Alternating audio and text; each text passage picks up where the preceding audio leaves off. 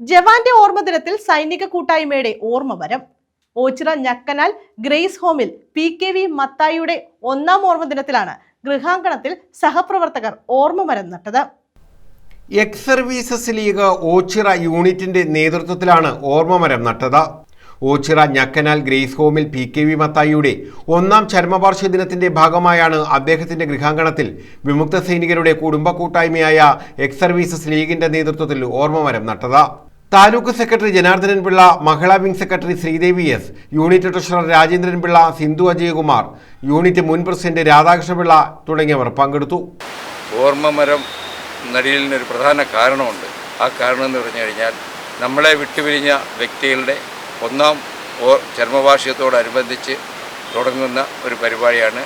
ഈ അടുത്ത കാലത്തായതിൻ്റെ പേരിൽ മുൻകാലങ്ങളിലുള്ളവരെ നമ്മൾ മറന്നിട്ടില്ല. അവരുടെ വീടും കുടുംബവും പറയുവാണെങ്കിൽ നമ്മളത് ചെയ്തുകൊണ്ടേയിരിക്കുകയാണ്.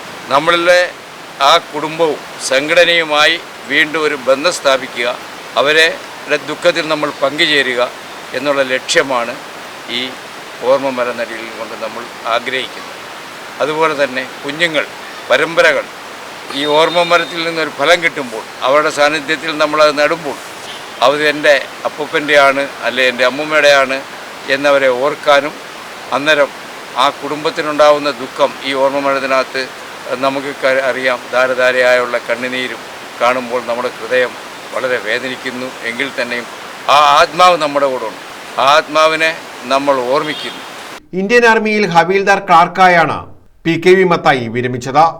News bureau, Ochira.